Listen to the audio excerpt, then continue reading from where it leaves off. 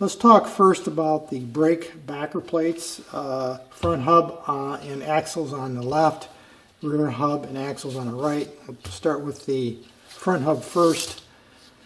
You will notice I'm wearing gloves, and the reason I'm doing that isn't to keep my hands clean, but rather I don't know whether these brake shoes have asbestos in them or not. They're old enough, they date to the early 70s, and I mentioned this I think when I was working on the Yamaha YL1. Asbestos is nothing to fool with, and at this stage in my life in the game, I'm not going to take any unnecessary chances. I'm not 20 years old anymore, and I just don't know. So I'll wear, when I handle brake shoes now, older brake shoes especially, I wear gloves, and then I wash these literally in my sink in my shop, wash them thoroughly and dry them. So that's the reason for the gloves. Let's talk about the backer plate. Not in bad condition. You can see there, and again, I'm very confident it's been painted and then clear coated. There are a few little scratches in it right here. I don't think those are casting marks, so I might have to scuff sand those out a little bit. But what I will do with this assemblies, I'll take it all apart. I will clean these brake shoes. These are, I think, a very commonly used shoe size and type, and across all the brands of this particular size of bikes, 100s, 125s, maybe even 175s. In that era, I used this virtually identical brake shoe. Probably still available from Honda, certainly available aftermarket. I'm not worried about that. I'll clean them up. I'll check, see how much meat's left on them, see if there's a speck on it. If I believe they're in salvageable condition, I might try to keep the brake shoes. Springs here and here will probably be replaced. And again, likely still available from Honda, not sure. This inner seal right here is not available from Honda any longer, but I'm sure I can find that aftermarket on eBay or some other way.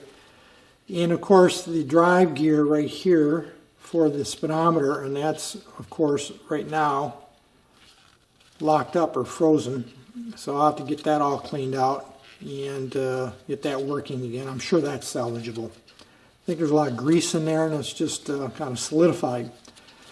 The hardware, in particular the brake arm here, nut, bolt, washer, probably still available from Honda. Certainly could be replated, probably will be replated, these parts, because they're in very good condition. They're just, in fact, they could probably just be polished because there's really no corrosion. There's no wear on them. They're a little dirty, but probably quite salvageable. The axle itself, same story. Very good condition outside of being dirty. Doesn't show a lot of real rust, a little bit of surface rust here and there. The spacer bushing right here, very good shape. Threads look okay. And the castellated nut actually looks very good also. Usually, or quite often, these get beat up because they're exposed out in the front wheel, and ham-fisted mechanics will put a pair of vice grips on these, or water pump pliers, or an undersized plier, and take them off, and they round these edges and beat these all up. This one, though it has just very slight evidence of that, be cleaned up very easily with a file, and if it was replated, it would look like a new part. Though I'm sure many of these parts are available from Honda yet. The rear brake backer plate, same kind of story, with the exception that these brake shoes are in worse condition. You can see they've been exposed to moisture. That's what this white powder is. That's a result of being exposed to long-term water in some form. Probably won't try to save these shoes. In fact, I think this one right here, this one, it's got a little gouge out of it. There's a little piece missing right here. You can see a little divot. These are just dirty right now, but I'm probably going to replace these just because of the overall condition, along with the springs. And I'll clean this all up. The pivot points are a little rusty. That can probably be cleaned up and salvaged. Most of the hardware, this I'll probably replace. That's for the brake stay arm. That just pops up, comes out of that hex fitting right there. Spacer bushing, a little rusty, a little worse shape than the front. Could be saved. Certainly the axle, there's really nothing wrong with the axle. The brake arm, activating arm is in, again, very good condition, a little dirty. Could be polished up. And the hardware nuts and bolts could be reused after cleaning and polishing. The adjusters right here and here probably could be saved. I don't know whether I will or not. I'll see how much they are to buy new ones.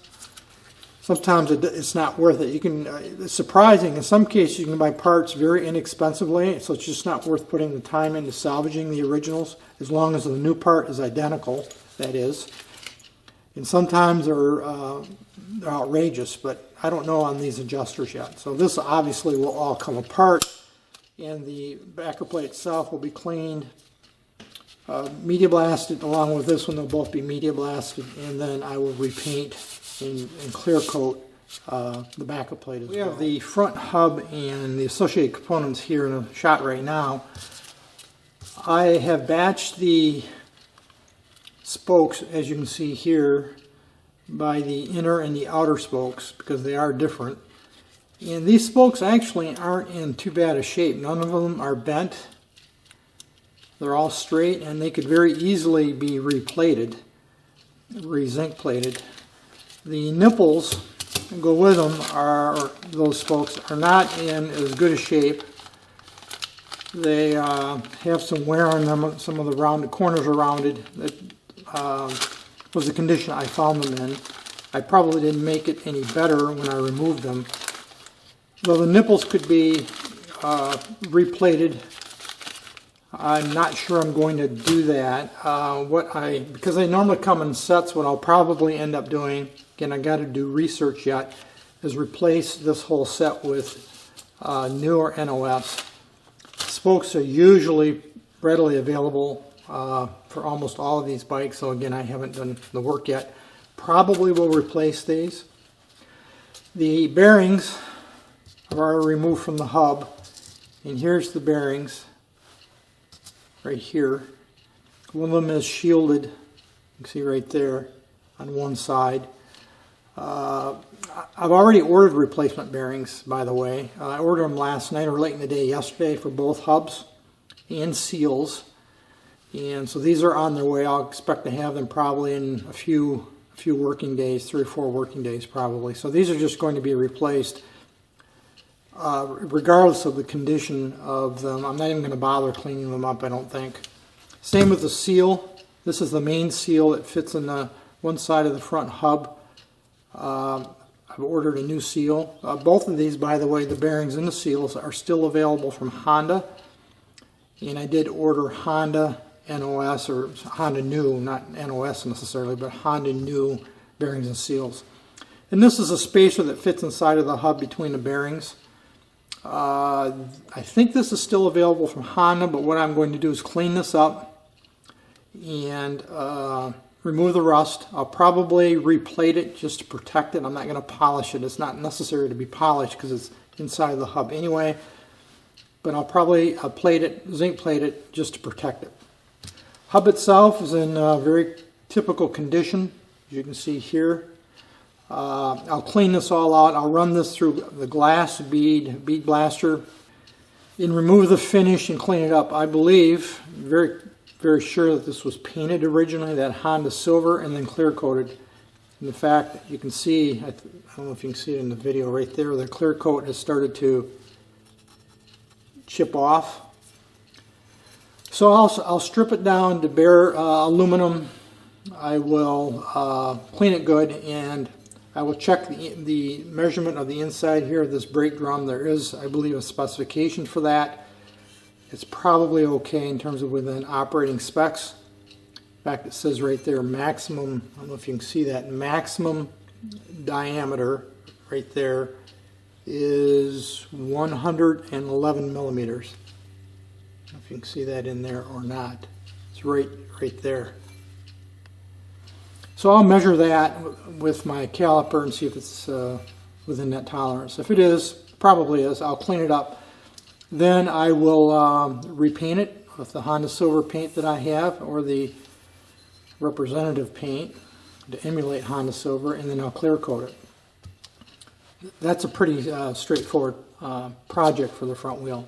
Let's switch over and take a look at the rear wheel. Rear hub assembly, we'll talk about the hub last. Again, the spokes themselves are in reasonably good condition. None of them seem to be bent. Again, could be replated, probably won't. Same thing with the spoke nipples right here. I'll probably treat that set of nipples and spokes just like I will for the front and do some research. The spacer that fits on the inside of the hub, again, I think this is still available from Honda. I couldn't swear to it, but I thought I saw it in the parts list as available. Same story, I'll strip it, remove all the rust, probably run this through evapo-rust, and the other spacers will too, and then re-zinc plate it. Won't probably bother to do much polishing on that, but that'll be quite serviceable. Bearings right here, you can see, shielded on both sides, shielded on one side of both bearings. And again, I'm not going to do anything with these. I've already ordered replacements from Honda. I believe this bearing is a bit of a specialty bearing. That is, if you look at the part number or the bearing designation, I think that's got a taper to it, if I'm not mistaken. That's why I just ordered new from Honda. Seal right here, ordered new, and this plate, which fits over like that, will be replated and polished and salvaged. This is a retainer ring that goes over and holds that assembly together. Again, polished, plated and polished. The sprocket lock washer retainers right here, and the nuts. Of course, this assembly fits down like this, and then these nuts hold it together right here. Interesting thing about these nuts right here. I was using my impact driver to pull these 4 nuts off, and believe it or not, my impact extension right here broke. I have never broke, and this is an impact rated part, by the way, or tool. 1/4-inch drive. Those aren't that big of nuts, and when I went to remove them, I didn't even give it a thought, but all of a sudden it just spun right away. And hammered for a second and then spun, and I thought, what the, and it literally broke. I thought, what is going on? So I put a ratchet, regular socket ratchet, on that same nut, and I mean literally I could lean on it and couldn't break it free, and I thought, what is going on? I was concerned I was going to snap off one of these studs. These are removable, by the way. I was concerned I was going to break off one of those studs. So I took a look as best I could, and it looked like, and this is probably the best example, I don't know if you can see that right there, it looked like it had Loctite on it. Well, long story short, someone had used red permanent Loctite, and plenty of it, when they apparently have replaced this sprocket. I don't think this rear sprocket is original, and they used permanent Loctite to hold these together. Why they would do that is beyond me, because they had used the standard lock washers, even though these weren't in very good condition. And that's actually what broke this tool. Red Loctite is quite the solution for permanently locking fasteners. And in fact, a few years ago, I was replacing the one of the drive bearing assemblies on my 60-inch finish mower, and I actually shattered an impact socket on my air impact driver because they had used red Loctite at the factory to put it together, and it literally the socket split, an impact socket split. So I ended up using heat, both in that situation and here. I just hit these with heat and heated them up, and then I went to a different driver bit and then they spun right off. But that, I've never run into that before. That was a new one for me. Sprocket, again, like I said, is, I think, aftermarket. This is I think a Sunstar. Yeah, right there, it's a Sunstar. This, I don't believe, is no longer available from Honda, this sprocket, though I'm sure aftermarket it's readily available.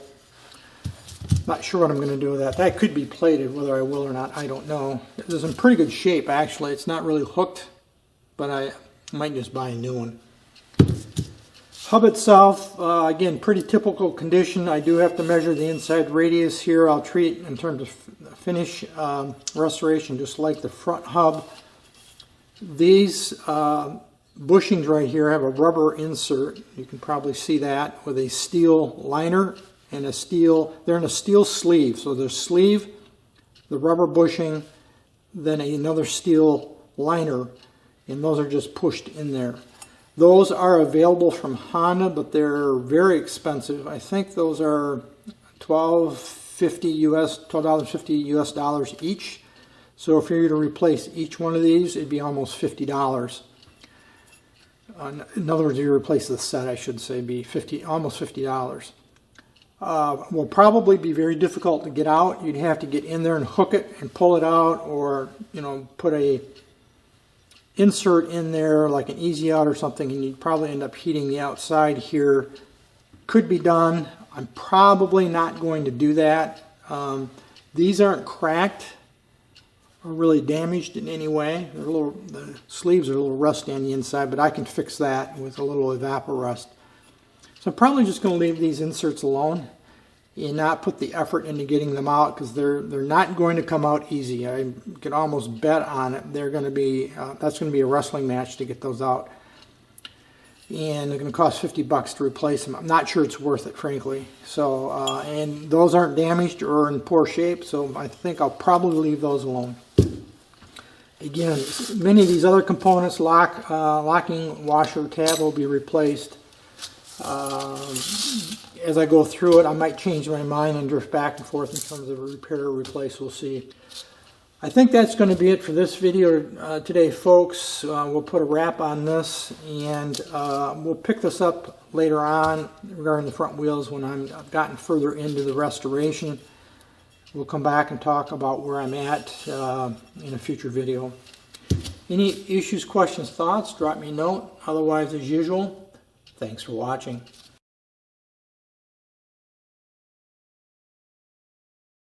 A little sidebar project with you I'm working on for the SL125.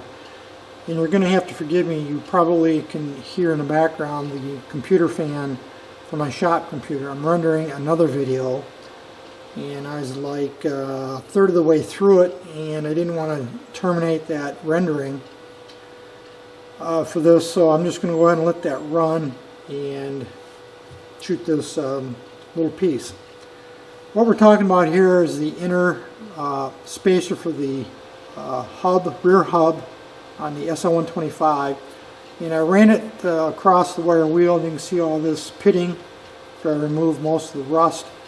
Frankly, that kind of bothered me, and even though it's really not going to be seen because it's inside, and I will likely replate this, well, let's see if I can at least clean that up a little bit. I'm not going to do anything on the inside diameter because that fits like this over the axle, and taking a little bit off the outside diameter is not going to hurt a thing. A couple of things I could do here is I could just use emery paper and just clean that up a little bit, which is what I might end up doing before it's over. I don't know yet, I haven't tried, but what I thought I would try first is just to turn this down ever so slightly to remove all that rough finish on my lathe. And in order to do that, I'm going to have to rig up a little bit of an arbor. Now, I don't have a proper arbor for this setup like I would prefer to have, so I'm just going to try to make something work. This is a piece of leftover 1/2 inch ID inside diameter PVC pipe I had in my inventory in my pole barn that left over from some long forgotten project. From that, I made a couple of little spacers. These are going to be sacrificial spacers. And what I'm going to do is I'm going to and they just happen to fit just about perfect over that axle. This is the original axle for the rear wheel.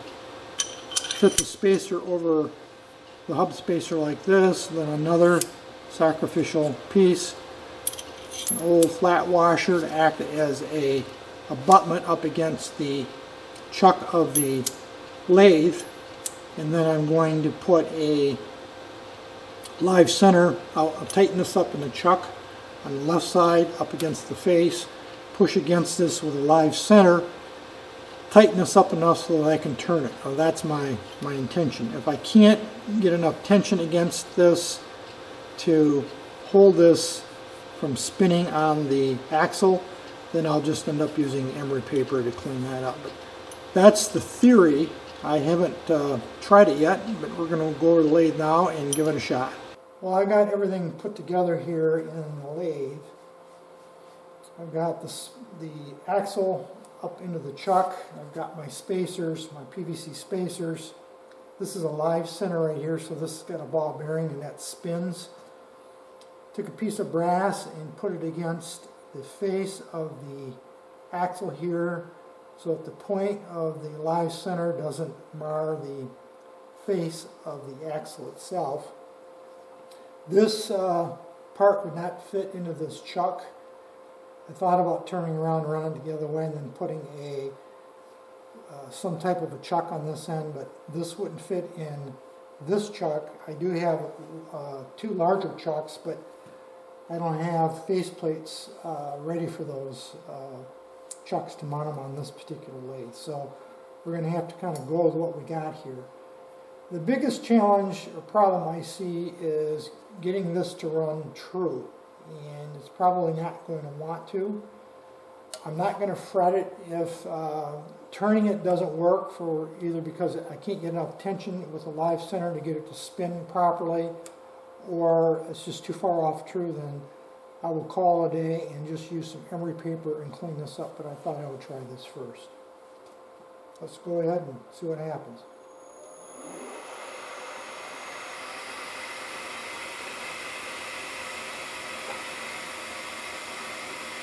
I'm going to touch off first to get a sense of where I'm at.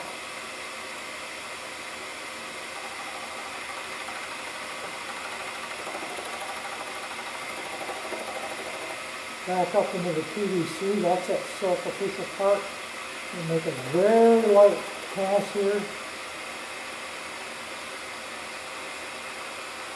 See how true it's running?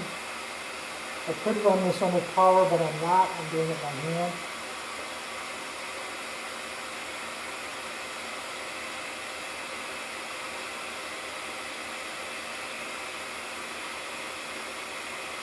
Doesn't seem to be too bad. Run a little bit more.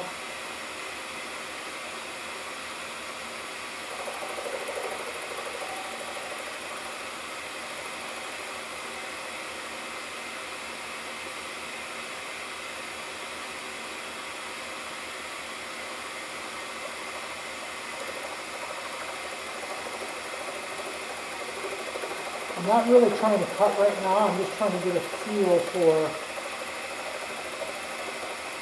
how true it is.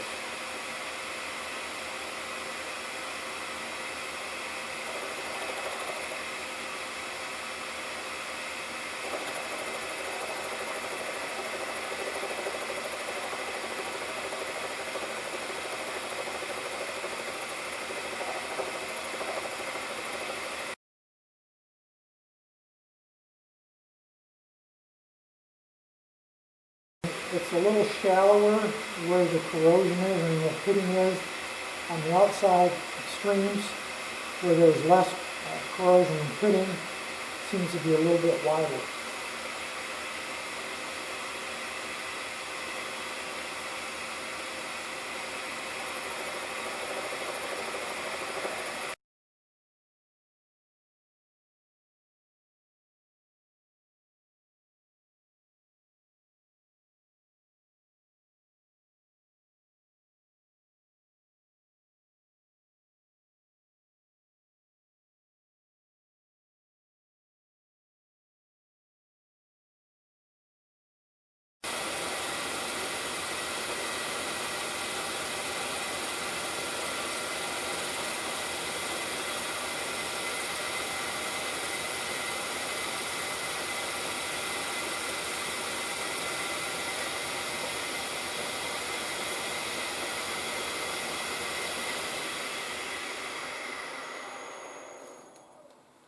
Well, I think I've got it about done.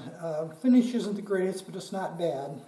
I ended up switching my tooling out to carbide. I usually prefer to work with high-speed steel, but I just wasn't having any success with high-speed steel, and I was concerned about creating a work hardening effect where the steel actually becomes hardened from the process. So I switched over to carbide, and that went a lot smoother for me. I didn't take all that much off. You might think I did. I didn't measure it before, or certainly I'm not going to measure it now, but I'm going to guess, I might have taken 1 millimeter or so, maybe a little less than that, 25 thousandths, maybe 30 thousandths of an inch. I'll touch it up now with a file and then hit it with a little emery paper just to clean it up a bit. And then we'll take it back over the bench and review it one last time. But I think it came out okay, and I did get all the rust, all that pitting. Well, here we are back to the bench. I have not even pulled this off of the axle yet. It's literally, I just slid it out of the chuck. There's the little piece of brass that I used on the end, protect the end there. You can see where it's got polished a little bit, but it's not indented. It's just polished. I think it came out okay. Again, I probably took maybe 30 thousandths to 40 off, less than 1 millimeter. A little burr there. I'll clean that up. But it came out really good. Remember, this is not structural. This is just a spacer that fits between the bearings. There's really no stress on it at all. You know, get a little burr there that I'll file that off, but I think it came out pretty good considering it was just a little bit of a hack. So now I'll eventually re-zinc plate this and bring you back later on, and we'll take a look at what it looks like on the other side when we've got all that done, which will be quite a bit later on, of course. But I thought you'd be interested, some of you, in seeing how that turned out.